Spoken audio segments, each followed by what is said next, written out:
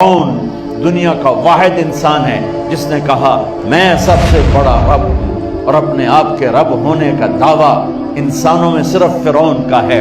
اس کی باندی مسلمان ہو گئی، موسیٰ علیہ السلام کا کلمہ پڑھ لیا، ایمان چھپتا نہیں، وہ پتہ چل گیا۔ فرعون نے اس کو پکڑوایا، اس کی 2 بچیاں، ایک دودھ پیتی ایک ساتھ چلتی، اور اس نے اپنے دربار میں کڑاہ میں تیل ڈلوایا، نیچے آگ لگوائی، تیل ابلنے لگا۔ جب وہ پوری طاقت سے ابلنے لگا تو اس نے فرعون کی باندی سے کہا یہ آگ تیرے سامنے ہے، جلتا ہوا تیل، موسیٰ کے رب کو مانے گی تو پہلے تیری بچیوں کو جلاؤں گا پھر تجھے جلاؤں گا، اور اگر مجھے رب مانے گی تیرے گھر کو سونے چاندی سے بھر دوں گا۔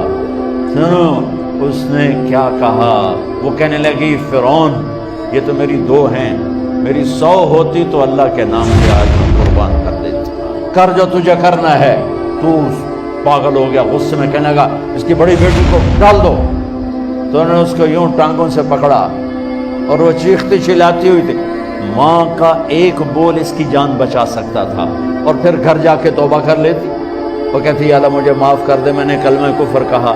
اس کو ٹانگوں سے پکڑا ہوا ہے، اس کے ہاتھ نیچے جھول رہے ہیں، اور وہ اماں بھی کہہ رہی کہ مجھے بچا لو۔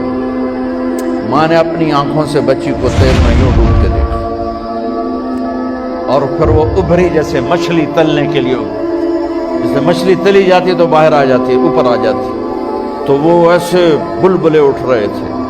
وہ ایک ہی لمحے میں اس کی تو جان گئی، ایک آنسو کا قطرہ اس نے نہیں نکلنے دیا اپنی آنکھوں سے، اور اپنے دل کو جب مضبوط کیا، میرے رب کی رحمت محبت حرکت میں آئی۔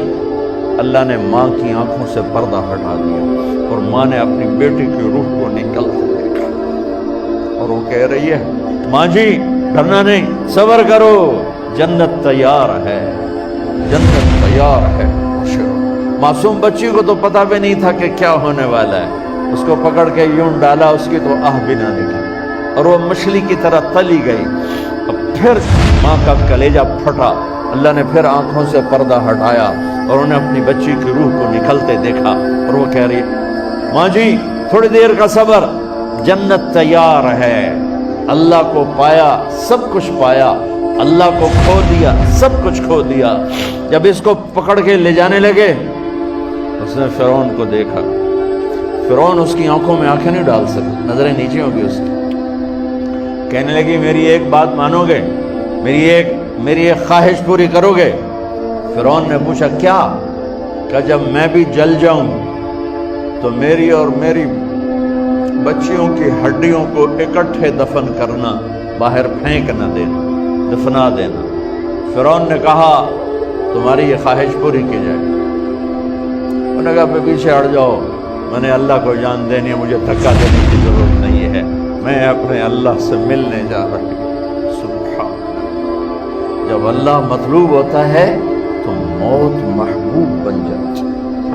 وہ چھلانگ مار گئی، اللہ اکبر کا نعرہ لگاتی ہوئی، ہڈیاں ادھڑ گئیں، گوشت ادھڑ گیا، ہڈیاں باقی رہ گئیں۔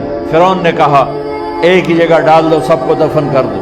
دفن 2000 سال کے بعد، موسیٰ علیہ السلام کے 2000 سال کے بعد جناب رسول اللہ صلی اللہ علیہ وسلم دنیا میں تشریف لائے۔